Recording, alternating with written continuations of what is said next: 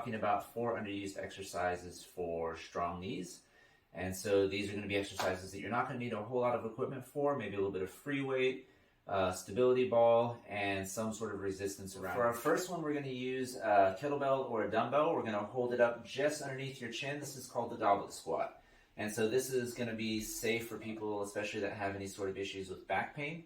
And it's because it's going to load your muscles in your back from the start, okay? And it's going to be in a pretty safe position when we're at the bottom of our squat.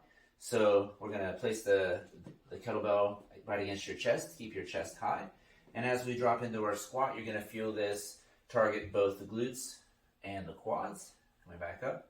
Ideally, we make this down to where we're down, our thighs are parallel to the ground. But if you can't make it that far, that's okay. Keep working on it until you can. But this one, really nice for developing good quad and glute strength. All right, up next, we're working on isolating the quads. Okay, a lot of people use leg extension machines.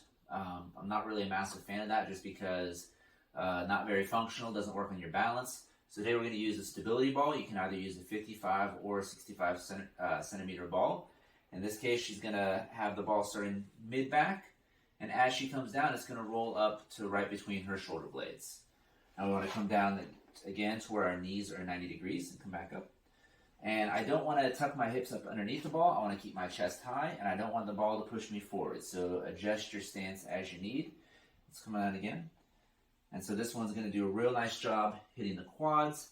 If you need a little bit extra, you can hold a dumbbell or a kettlebell in either hand. It's a little bit harder in the setup, but you would go ahead and set your dumbbells or kettlebells up at the bottom. And on your first rep with the ball, you'd pick them up. All right, so up next, we're going to work on our monster walks, which are going to, less of a target for the knees. It's going to be more of an exercise for the hips, but it's going to prevent one of the leading causes of a lot of types of knee pain, which is instability coming down from the hips. And so for our monster walks, we want to make sure that our toes are pointed forward the whole time. We don't want to toe out and walk like a duck. So she's going to spread her legs a little bit wider. She's going to come down into a quarter squat. And we're going to start off by walking backwards with it, trying to keep that same spread. So, and then bring it forward. Ideally, we have like a runway where we can go about 15 feet forward and backwards and go to fatigue. For our last one, I really like a pistol squat for really isolating one leg versus the other, making sure that we're not dealing with any differences side to side, any sort of asymmetry there. And so for this, we can either use a suspension trainer. If you don't have that, then using a door frame, be able to kind of kick your foot out on one side. But this is going to be an assisted pistol squat. All right, so in this case, she's going to go ahead and pick up one leg, and she's going to sit down with it.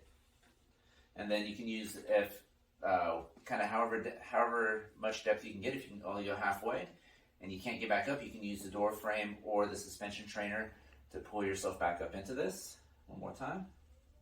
Looking good.